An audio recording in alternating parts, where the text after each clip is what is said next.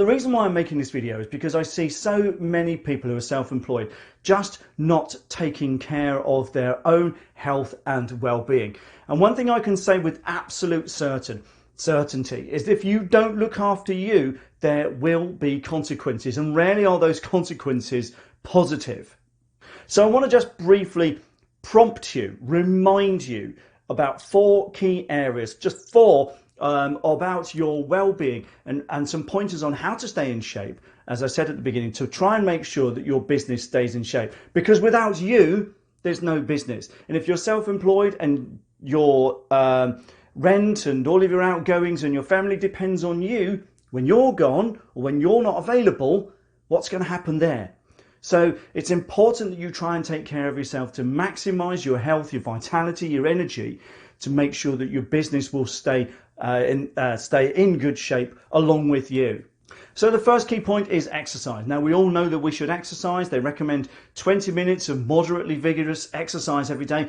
If you're not in the habit of doing this, just go for a walk. Even if it's just 10-15 minutes, up the pace a little bit, up your heart rate a little bit. I promise you, you won't miss those 10 minutes. Put it in your diary, put it in your phone, get a reminder, just go for a walk. It isn't complicated. You don't have to spend a ton of money going onto the gym. If it's raining, put a coat on and some waterproof walking shoes, but just get out and move. I've got one of these smartwatches. It reminds me every 45 minutes or so just to move.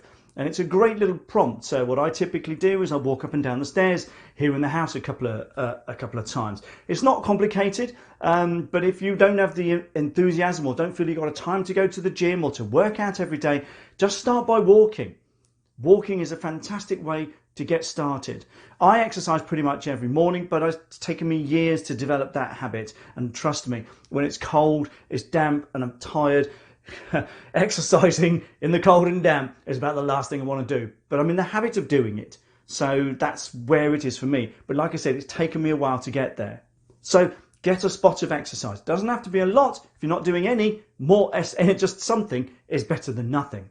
Now the next biggie is diet, and of course I could spend all day on diet, and there's just dietitians, of course there's fitness instructors as well who can talk to you about all of the exercise that you need to be doing. And diet is just, in my view, really, really simple. Eat less sugar, consume more protein, consume less carbohydrates. I've oversimplified it there, but if you have a high carbohydrate, high sugar diet, I promise you the long-term consequences could be quite serious. I'm in New Zealand at the minute. There's a national debate about the rising rates of diabetes, not helped by the fact that they seem to put sugar in a lot of the food. And also the fast food culture here is quite a biggie as well. So look after your eating. If you don't know where to start, just start by cutting the amount of processed sugar you have in your diet. That's sweeties, soft drinks, sugar in your teas and coffees, cakes, you name it. Just start right there. I promise you, your body won't miss it. And after a while, you'll wonder what all the fuss was about. But that is, in my view, and the research that I've done, sugar is a biggie. So just cut your sugar levels, but eat right.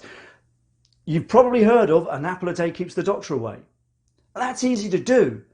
The problem with the easy to do is, as Jim Rohn said, it's also easy not to do. So make a habit of eating some fruit every single day if you aren't already in the habit of doing it. And again, put it in your phone, give yourself a reminder, just to eat an apple every day, just to eat an orange every day. It's not complicated, but the longer term benefits can be huge from just those simple acts. Another biggie is sleep. I saw a study a few years ago, something like 75% of people in the workplace are sleep deprived 75% of the time. So you need to work out how much sleep you need. And it's not a case of trying to stay in bed later, it's a case of going to bed that little bit earlier to get more sleep. Now they reckon 8 hours a night is pretty good. I get an average of about 7, which works for me, but then again, I'm in the habit of doing that. Margaret Thatcher allegedly got 3-4 hours sleep a night and functioned.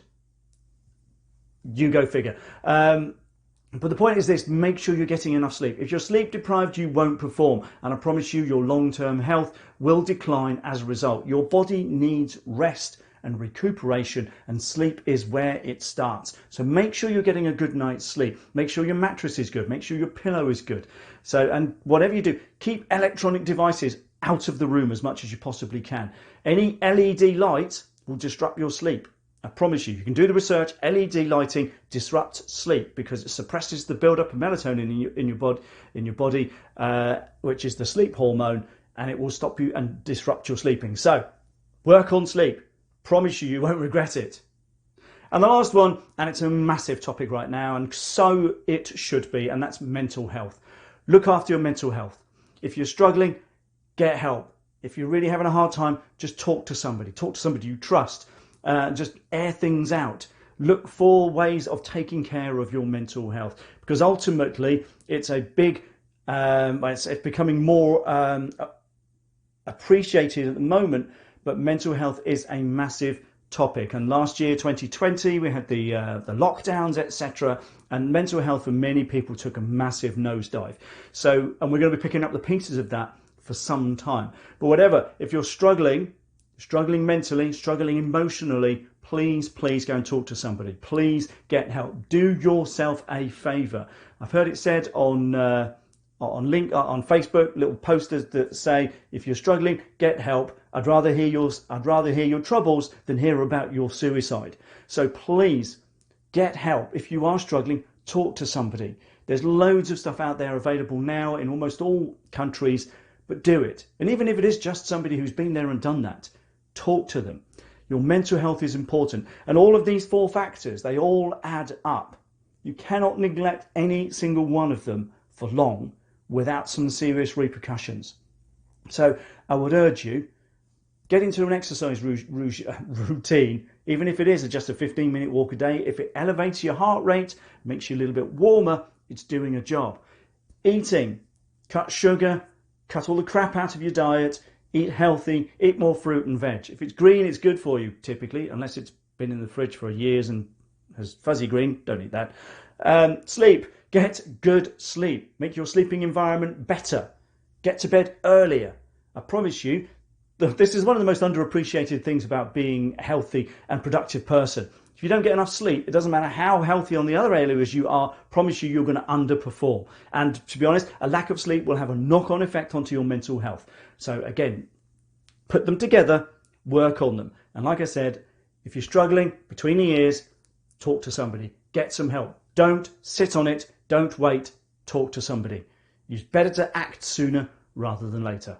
So okay, a very serious topic there. Remember, if there's no you, there's no business at the end of the day. And if your family depends on you to perform, you cannot afford to take risks with your well-being. Exercise, eating, sleeping, mental health. So sort it.